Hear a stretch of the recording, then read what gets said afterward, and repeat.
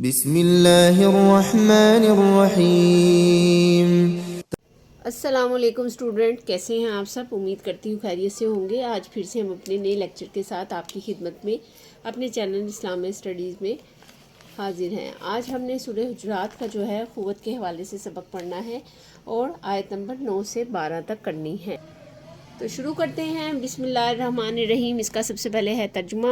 وَإِنْ اور اگر طائفتانی دو گروہ من المؤمنین مومنین سے یا مومنوں سے، ٹھیک ہے، اقتلوا باہم لڑ پڑے، فَأَصْلِحُوا پس صلح کرا دو، بینہما ان دونوں کے درمیان، فَإِنْ پس اگر بغت زیادتی کرے، احداہما ان دونوں میں سے ایک، علی پر، الاخری دوسرے پر، فقاتلوا پس تم لڑو، التی اس سے جو تبغی زیادتی کرے، حتیٰ یہاں تک کہ تفیء رجوع کرے، الی امر اللہ اللہ تعالیٰ کے حکم کی طرف، فَإِنْ فات پس اگر جب وہ رجوع کر لے، فَأَصْلِحُوا تو تم صلح کرا دو، بینہما ان دونوں کے درمیان، بالعدل عدل کے ساتھ، وَأَقْسِطُوا اور تم انصاف کرو، اِنَّا بے شک اللہ اللہ تعالیٰ، یحب وہ پسند کرتا ہے، المقسطین انصاف کرنے والوں کو۔ اس کا بامعنی ترجمہ کر لیتے ہیں۔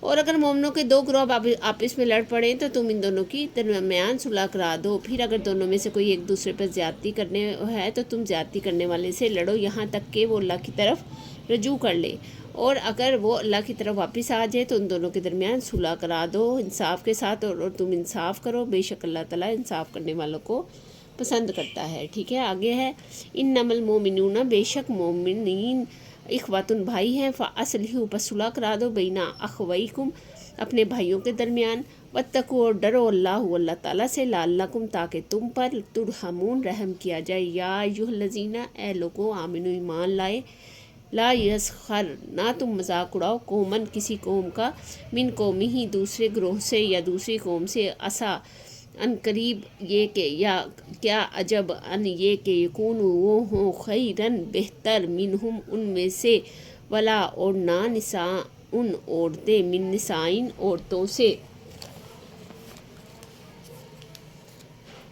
عسیٰ عجب ہے، ان یہ کہ، یکنہ وہ عورتیں ہوں، خیرن بہتر، منہن ان سے، ولا تلمزوا اور نہ تم عیب لگاؤ، انفسکم ایک دوسرے کی جانوں پر، ولا تنابزوا اور نہ تم باہم چڑھاؤ، بالالقاب برے القاب سے، بیس الاسم برا ہے نام، فسوق گناہ کا، بعد الایمانی ایمان کے بعد، ومن لم اور جو نہ یتوب توبہ کی، فاولئک پس یہی وہ لوگ ہیں، ہم الظالمون ظالموں میں سے، یا ایھا الذین اے لوگ آمنو ایمان لائے، اجتنبوا تم بچو، کثیرن بہت سے، من الظن گمانوں میں سے، ان بے شک بعض ظن گمان، اسمن گناہ ہے، ولا تجسسوا اور نہ تم جاسوسی کرو، ولا یغتب اور نہ غیبت کرو، بعضکم بعض تمہارے، بعضن بعض کی، ایحب کیا تم پسند کرتے ہیں، کیا وہ پسند کرتا ہے، احدکم تم میں سے کوئی ایک، ان یاکل یہ کہ وہ کھائے، لحمن گوشت، اخیہ اپنے بھائی کا، میتن مردہ، فکرہتموہ پس تم اس سے کراہت کرو، واتقوا اور ڈرو اللہ اللہ سے، ان اللہ تواب الرحیم بے شک اللہ توبہ قبول کرنے والا نہایت مہربان ہے۔ اس کا ہم کریں گے بامحاورہ ترجمہ۔ یہاں تک ہم نے کر لیا تھا یہاں سے۔ اور ایک گروہ دوسرے کا مذاق نہ، اللہ تعالیٰ سے ڈرو کہ تم پر رحم کیا جائے، اے مومنو ایک گروہ دوسرے کا گروہ کا مذاق نہ اڑائے، وہ ان سے بہتر ہیں، اور نہ عورتیں عورتوں کا مذاق اڑائیں، کیا عجب کہ وہ ان سے بہتر ہیں، اور ایک دوسرے پر عیب نہ لگاؤ، اور باہم برے القاب سے نہ چڑھاؤ، ایمان کے بعد گناہ کا نام برا نام ہے، اور جو باز نہ آیا تو یہی لوگ ہیں ظالم ہیں۔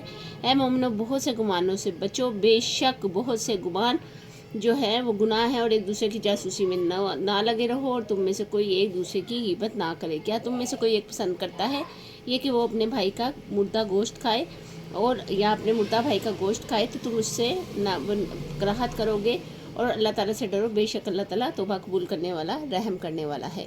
یہاں تک ہوا ہمارا بامحاورہ ترجمہ۔ آگے ہم کریں گے اس کے عربی قواعد۔ عربی قواعد میں کیا ہے اسٹوڈنٹس؟ عربی قواعد میں سب سے پہلے فعل ماضی، جیسا کہ وہ ہمیشہ سے آتا ہے، بغت اور اقتلوا، فاعت آمنو، فکرہتموہ میں کرہتو فعل ماضی ہے، اور ہو ضمیر ہے، فعل مضارع میں تبغی، تفیع، ترحمون، यकूनु, यकुन्ना, यतुब, युहिब्बु, याकुलु, और फिर अमल में अस्लिहु, इत्तकू। ठीक है, ये सारे हैं। कातिलु, अक्सितु, इज्तनिबु, ला, फिर नहीं में ला, यसखर, ला तलमिजु, ला तनाबजु, ला तजस्ससु, ला यगतब। मुरक्कब इजाफी में बैनाहुमा है, मुरक्कब इजाफी है बैनाहुमा, इहदाहुमा अमरुल्लाहि अखवैकुम अनफुसिकुम बाज़-ज़न्नि बाज़कुम अहदुकुम लहमु अखीही अखीही। ये सारे क्या है, ये मुरक्कब इजाफी है। ज़माइर इसमें क्या है, हुमा ज़माइर है बैनाहुमा में, और मिनहुम में हुम ज़माइर है।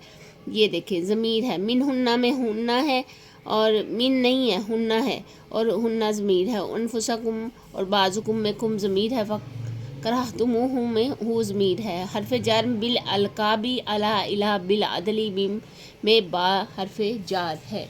ठीक है, यहाँ तक हुआ। इसके आगे हम पढ़ेंगे तफसीर कुरान पाक, यानी कि इसकी तफसीर जो हमने अब तक किया, इसकी तफसीर हम पढ़ेंगे। इस तरफ से आयत नंबर 9, इस्लाम के असूल की सुलह। इस आयत में अहले ईमान के दो ग्रोह के आपस में लड़ने की सूरत में इस्लाम के असूल सुलह बयान किए गए हैं, जो दर्ज झील है।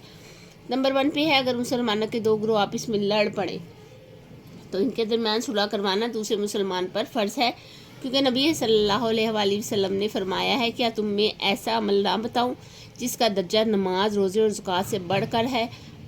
साहबा रज़ियल्लाहु ताला ने अर्ज़ किया, या रसूलुल्लाह सल्लल्लाहु अलैहि वसल्लम ज़रूर फरमाइए। फरमाया, दो मुसलमानों में आपस में सुलह करवा देना सबसे बड़ा और अफजल और बेहतर है, सबसे अफजल और बेहतर है। दोनों ग्रोह में से तहकीक के बाद मालूम करना ज़रूरी है कि हक पर कौन है। फिर किसी की बेजा हमायत ना की जाए, बल्कि इंसाफ से सुलह करवा दी जाए। यहाँ पर ये लिखा गया है। आगे है, सुलह के बाद जो फरीक अहद सुलह तोड़े और इसके खिलाफ सुलह ना तोड़ने वाले ग्रोह के साथ मिलकर लड़ा जाए, यहाँ तक कि बागी फरीक सुलह की तरफ लौट आए। यानी ये लड़ाई बागी ग्रोह को सज़ा देने के लिए नहीं होगी, बल्कि अल्लाह के हुक्म की तरफ लाने के लिए होगी। नंबर 4 पे आ जाता है, अगर बागी फरीक सुलह पर आमादा हो तो दोनों के दरमियान इंसाफ से सुलह करवा दी जाए। इस आयत के आखिर में ये कहा गया है कि अल्लाह ताला इंसाफ करने वालों को पसंद करता है। आयत नंबर 10 में क्या आ जाता है, आयत नंबर 10 में आ जाता है अखुवत।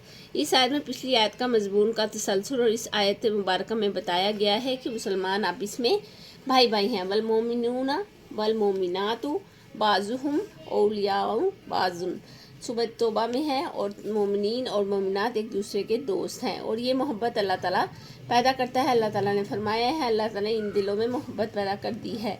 अगर इस मोहब्बत की खातिर आप जो कुछ ज़मीन में है खर्च कर देते हैं तो इन लोगों के दरमियान उल्फत पैदा ना कर सकते हैं। इनके दरमियान अगर तनाज़ा या लड़ाई हो जाए तो इनके आपस में इंसाफ से सुलह करवा दी जाए। सुलह ना करवाना नाकाबिले तलाफ़ी जुर्म है। मौलाना मदूदी रहमतुल्लाह अलैह साहब इस बारे में लिखते हैं, अल्लाह ताला के नज़दीक मुसलमानों का ये काम नहीं है कि इनकी मिल्लत के दो ग्रोह आपस में लड़ रहे हों और वो बैठे इनकी लड़ाई का तमाशा देख रहे हों, बल्कि अफसोसनाक सूरत हाल जब भी पैदा हो तमाम अहले ईमान को इस पर बेचैन हो जाना चाहिए।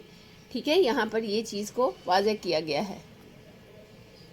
फ़िरक़ैन की लड़ाई से बाज रहने की तलकीन की जाए, इन्हें खुदा से डराया जाए। अगर बाज़ लोग फ़िरक़ैन की ज़िम्मेदार आदमियों से जाकर मिले, नज़ा के इसबाब मालूम करें, वो अपनी हद की हद तक इन्हें खुदा से डराया जाए। यहाँ पे है, वो अपनी हद तक हर वो कोशिश करें जिससे इनके दरमियान मसाहलत हो सकती है। आगे फरमाया, अल्लाह ताला से डरो ताकि तुम पर रहम किया जाए, यानी सुलह करवाना अल्लाह से डरने का सबूत है। अल्लाह की रहमत के हसूल का मशहूर ज़रिया भी गोया इसकी आयत के ज़रिए से मुसलमानों को एक आलमगीर बरादरी कायम कर दी गई है। आयत नंबर 11, क़ुव्वत के मुनाफी काम। इस आयत में चंद अहम अमूर का जिक्र किया गया है जो क़ुव्वत के मुनाफी हैं, जिनसे ना सिर्फ बाहमी ताल्लुकात ख़राब होते हैं बल्कि बाज़ औक़ात बाहमी जंग व जदल के खौफ और मनाजिर भी देखने में आते हैं। इसलिए सिलसिले में मुनज़्ज़ल हदायत दी गई हैं। एक दूसरे का मजाक ना उड़ाया जाए। इस मजाक में से मुराद तौहीन आमेज़ मजाक है जिससे दूसरे की शख्सियत मुतासिर होती है, इसके दिल पर ज़ख्म लगते हैं। इनमें औरतों को भी कहा जा रहा है कि दूसरी औरतों का मजाक ना उड़ाएं, क्योंकि हो सकता है वो इनसे बेहतर हैं।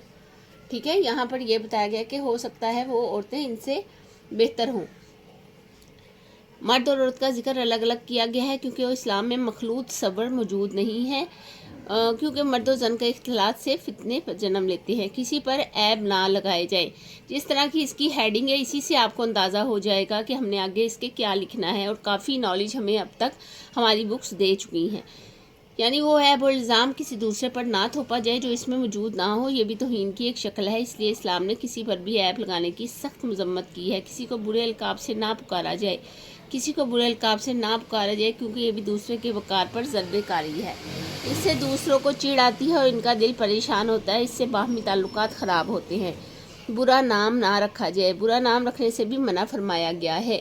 ٹھیک ہے، یہاں پر یہ بات واضح کی گئی ہے، کسی کے برا نام بھی نہ رکھا جائے، جیسے کہ ہم کسی کی غیر موجودگی میں کسی کا نام برا رکھ دیتے ہیں، وہ نہیں رکھنا چاہیے، کیونکہ برا نام رکھنا کسی کی توہین کے مترادف ہوتا ہے۔ اس آیت میں برا نام رکھنے کو ایمان لانے کے بعد بدترین جرم قرار دیتے ہوئے اس سے منع کیا ہے۔ ان چاروں مذکورہ کاموں سے بچنا چاہیے، کیونکہ یہ اخوت کے منافی ہیں، جس سے تعلقات باہمی بری طرح متاثر ہوتے ہیں۔ اس لیے اللہ تعالیٰ نے فرمایا جو لوگ ان کاموں سے توبہ نہیں کرتے وہ ظالم ہیں۔ ٹھیک ہے، لیکن یہ چیزیں ہمارے سارے معاشرے میں عام ہو چکی ہیں۔ آیت نمبر 12، اخوت کے منافی امور۔ اس آیت میں معاشرتی زندگی میں توڑ پیدا کرنے والے کاموں سے منع کیا گیا ہے جو درذیل ہیں۔ بدگمانی سے پرہیز۔ مسلمانوں کو دوسرے مسلمانوں کے بارے میں بدگمانی سے بچنا چاہیے، کیونکہ اکثر بدگمانیاں گناہ ہوتی ہیں۔ یہ ایسی ذہنی بیماریاں ہیں جس کے نتیجے میں تعلقات کشیدہ ہوتے ہیں اور اخوت کا نظام تباہ ہو جاتا ہے۔ اس گمان محض پر چلنا سخت گناہ ہے۔ مولانا مودودی رحمۃ اللہ صاحب لکھتے ہیں، اپنے گمان کو مطلق العنان بنا کر رکھنا صرف ان لوگوں کا کام ہے جو خدا سے بے خوف اور آخرت کی باز پرس سے بے فکر ہے۔ نعوذ باللہ۔ ٹوہ لگانے سے بچنا۔ اس آیت میں مسلمانوں کو نجی امور کی جاسوسی کرنا اور دوسروں کے عیوب تلاش کرنا تاکہ دوسروں کو ذلیل کیا جائے گناہ قرار دیا گیا ہے۔ ارشاد نبی صلی اللہ علیہ وآلہ وسلم ہے کہ اگر تم لوگوں کو پوشیدہ باتوں کے پیچھے پڑ جاؤ گے تو تم انہیں اور بگاڑ دو گے۔ اس طرح ایک اور حدیث میں آپ صلی اللہ علیہ وآلہ وسلم نے ارشاد فرمایا ہے کہ کسی نے کسی کا کوئی عیب مخفی دیکھ لیا اور پھر اس پر پردہ ڈال دیا تو گویا اس نے ایک زندہ گاڑی ہوئی بچی کو موت کے منہ سے بچا لیا۔ اور یہ بھی واضح ہے کہ تجسس کی ممانعت کا حکم صرف فرد تک ہی محدود نہیں ہے، بلکہ اسلامی معاشرے اور حکومت کے لیے بھی یہی حکم ہے۔ غیبت سے پرہیز۔ آخر میں بتایا گیا ہے غیبت بھی منافی اخوت عظیم ترین گناہ۔ اس کی اہمیت کو سمجھنے کے لیے پہلے ہمیں غیبت کے تعریف متعین کرنا ہوگی۔ سید مودودی رحمۃ اللہ علیہ کے مطابق غیبت کی تعریف یہ ہے کہ آدمی کسی شخص کی پیٹھ کے پیچھے اس کے متعلق کوئی ایسی بات کہے جو اسے معلوم ہو تو اسے ناگوار گزرے، یعنی کسی کو اس کی غیر موجودگی میں برا کہنا غیبت کہلاتا ہے۔ اس آیت میں اس فعل کو اپنے مردہ بھائی کا گوشت کھانے کے مترادف قرار دیا گیا ہے، اور حدیث میں آتا ہے کہ غیبت کرنے والے کے اعمال صالحہ خاموشی سے غیبت سے متاثرہ فرد کے کھاتے میں منتقل ہو جاتے ہیں۔ ایسے اعمال کو سرزد ہونے پر اللہ تعالیٰ سے توبہ کرنی چاہیے، یہی تقویٰ کا تقاضا ہے۔ آج ہم نے پڑھا یہ سارا، اور امید کرتی ہوں یہ سارا آپ کو سمجھ میں آیا ہوگا۔ یہ سارا ہم نے پڑھ لیا۔ آج ہم نے عربی قواعد بھی اس کے کیے، اور اگر آپ کو اس کو سمجھ نہیں آیا یا آپ کو اس کے نوٹس چاہیے تو مجھے کمنٹس میں ضرور بتائیے گا، اور اگر سمجھ میں آ گیا ہے تو اس کو لائک اور سبسکرائب کیجیے گا، لائک ضرور کیجیے گا، اس سے مجھے پتہ لگ جائے گا کہ آپ کو سمجھ میں آیا ہے۔ نیکسٹ لیکچر کے ساتھ میں پھر سے آپ کے خدمت میں حاضر ہوں گی۔ تب تک کے لیے اپنا بہت خیال رکھیے گا۔ اللہ حافظ۔